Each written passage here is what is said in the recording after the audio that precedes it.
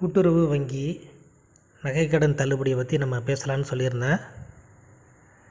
நம்ம சேனலை சப்ஸ்கிரைப் பண்ணாதவங்க சப்ஸ்கிரைப் பண்ணிக்கங்க, லைக் பண்ணுங்கள், பெல் பட்டன் செலக்ட் பண்ணி வைங்க. நம்ம போடுற வீடியோ ஒவ்வொன்றும் உங்களுக்கு வரும். நம்ம முக்கியமானது தான் போடுவோம். அதனால்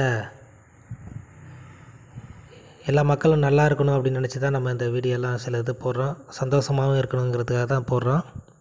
சப்ஸ்கிரைப் பண்ணுங்கள். இப்போ கூட்டுறவு வங்கி நகைக்கடனுங்கிறது கூட்டுறவு வங்கியில் மட்டும் நடக்காது. போன டைம் 2021 எலெக்ஷன் அப்போ எப்படி செஞ்சுருந்தாங்கன்னா, கூட்டுறவு நிறுவனங்கள் அனைத்துலேயுமே செஞ்சுருந்தாங்க. அது என்னென்னு பார்த்தீங்கன்னா, கூட்டுறவுங்கிற வார்த்தை எதெல்லாம் வருதோ எல்லாத்தையுமே கூட்டுறவு வங்கி,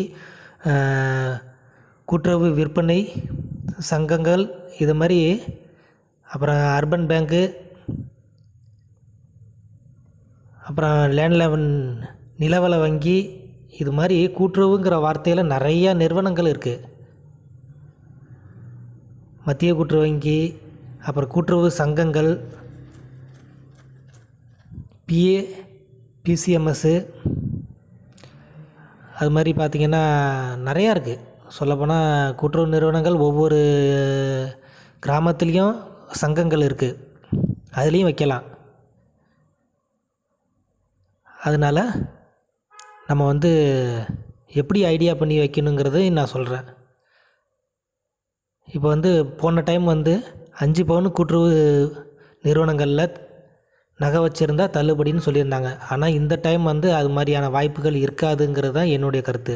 காரணம் என்னென்னா, அப்போ 46,000 47,000 பவுன் விற்றுக்கிட்டு இருந்தது. இப்போ பார்த்திங்கன்னா 1,00,000 ரூபாய்க்கு மேலே போயிட்டு, அப்போ உள்ள காலகட்டத்துக்கும் இப்போ உள்ள காலகட்டத்துக்கும் டபுள் ஆகிட்டு. ஏன்னா அரசும் சில கடன் நெருக்கடியில் இருக்குது. அதனால் அவ்வளோ பண்ண மாட்டாங்கங்கிறது தான் என்னுடைய கருத்து. சொல்லப்போனால் ஒரு 2 பவுனு இல்லை 3 பவுனு, அதிகபட்சம் ஒரு 4 பவுனு, 5 பவுன் கண்டிப்பாக வராது. என்னுடைய கருத்து 2 பவுனுங்கிறது கண்டிப்பாக வரதுக்கான வாய்ப்பு உண்டு. அதையும் மீறி போனால் 3 பவுனுக்கு வாய்ப்பு இருக்குது. அதனால் ஏற்கனவே வச்சவங்க அதை பற்றி 5 பவுனுங்கிறது இருந்ததுன்னா கொஞ்சம் 1 பவுனு எடுக்க முடிஞ்சால் எடுத்துருங்க. அது புதுசாக போய் மாற்ற வேணாம். வேறு ஏதாவது தனியாக வச்சுருந்தா அதை வேணால் எடுத்துருங்க. நீங்கள் போய் இருக்கிறத போய் எடுத்திங்கன்னா அது சிக்கலாக போயிடும். ஏன்னா அவங்க கட் ஆஃப் தேதி என்ன வைப்பாங்கன்னு தெரியாது. அதனால் இருக்கிறத எடுக்க வேணாம்.